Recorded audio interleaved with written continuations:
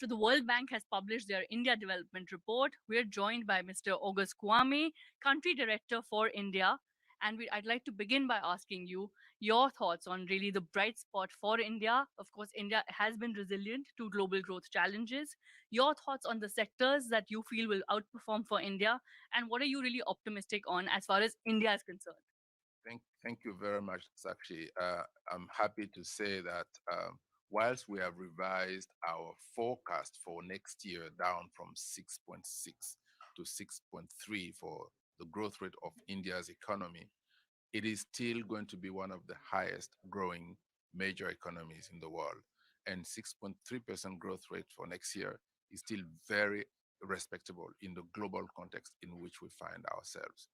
India is the economy in India is going to be pulled up by higher investment, especially on the public sector side, by a stronger external position driven by good export performance, which in turn is driven by good performance on the services sector side. So these are a very bright spot, investing for the future, which create growth in the short term, but also create high growth potential for the long term. And seeing export, especially in services, do so well is a reflection of the investment that India has made in the past in the services sector. It's a result of India's tack now pulling export, having benefited the domestic economy for many years. So these are some of the bright spots that we see. All right, lovely. So, what are the challenges that you feel that which India will have to battle? So, what are the challenges you feel that India will have to battle in the long term in order to achieve, like you said, the global bright spot? Of course, India is already resilient. Already you said you're optimistic despite a moderation in the forecast. But to your mind, what really could be the challenges, and how can India overcome those? So first, let's start with where India wants to be. India wants to become a upper middle income country by 2030, and India wants to be a developed economy by 2047. This means that for India to achieve this 2047 target of developed country, India will need to grow at 8% for the next 25 years for the Amrit Kaal. 8% is significantly higher than 6%. So the challenge is how to achieve the 8%. And it's not going to be easy. It is totally possible. But for that to happen, more efforts will need to be made in investment, for example. Investment needs to grow, not just from the public sector, but also from the private sector. And for private sector investment to pick up, um, yes, the incentives that the government is providing are going to play an important role.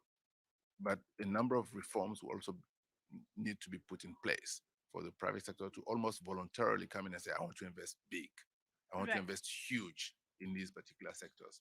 Right. So this means continued effort to improve the business environment, continuous reform in the factor markets, for example. All right, right. It is interesting that you mentioned reforms, and I know that you mentioned this earlier as well. So, what are the reforms that you feel that India needs in order to now really boost private investment and, of course, achieve the target, the long-term target?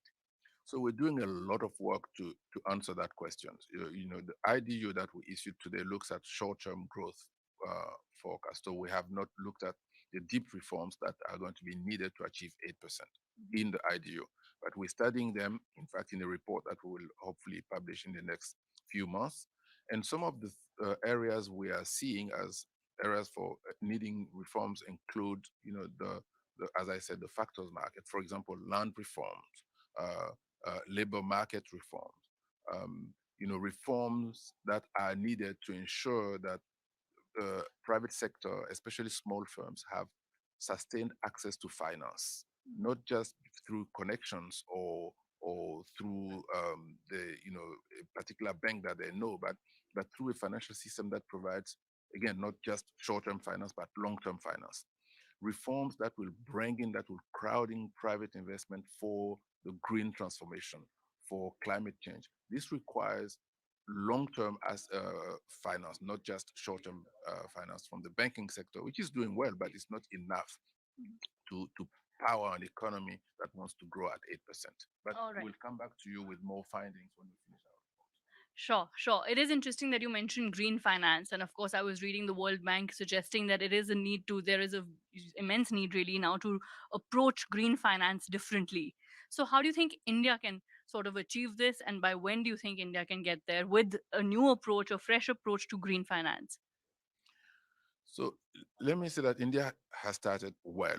We all know that the central bank, for example, issued green bonds recently. So this creates dynamism. So there is a green taxonomy that is being used. The taxonomy hopefully will be used for the private sector also to go to a bank and say, look, I have a green project. I need financing from it. If the bank says, well, I don't provide long-term finance, then the private sector should be able to go to an alternative long-term finance institution, which to our understanding, that have not been, this long-term finance segment has not been really well developed. So one area for reform is to say the financial system needs to provide opportunities for firms that have a green project based on a certification or a taxonomy where they can go to borrow uh, with uh, with easy access to financing. So these are some of the reforms that we'll need to think through. Right. All right. Also, now the report does highlight that there are domestic consumption concerns. By when do you see that India can overcome such challenges? And also, as far as private investment, is there any timeline, any year by which do you feel that India can achieve these targets on the ground, really? So domestic consumption it will be constrained next year a little bit by inflation, Mhm. by high cost of borrowing, um, and by the need to pursue fiscal consolidation. Uh, this is a short-term concern. In the long term, the consumption will pick up. Mhm. Consumption will pick. So in the short term, investment is going to be quite strong, especially on the public sector side, Mhm. and that will create more consumption in the outer years. So while consumption may be constrained next year, I think it's a very short-term concern. We're not worried about long-term consumption. Right. For investment, I think private sector investment will pick up as the public sector investment crowds in more private investment starting next year, and as deeper reforms are put in place to stimulate uh, private investment in future years. Sure. It is interesting that you did mention inflation concerns. Now, of course, the world is battling inflation concerns. We've seen central banks globally hike interest rates, but on the ground, really, for the consumer, the purchasing power, the hit really coming in for consumption, all of that still remains. So, by when do you think the world can really overcome the inflation battle?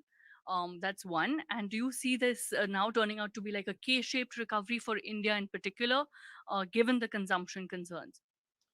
So the inflation battle is a, we don't know when it will end. We think that with tailwinds that we're seeing with China reopening, and hopefully if the COVID situation is under control, if we don't have a new wave, um, we think that the inflation situation might improve. But we don't know for sure. What we know is that the effort being made by central banks now will continue to keep inflation under check, and it may have some implications for the consumer on the ground. It will hit all of us, and yes, it may make recovery a bit difficult for segments, so some segments of the population, and that's why we need government to come in, and the Indian government is doing well by providing support to the vulnerable and to the poor through strong public programs. So yes,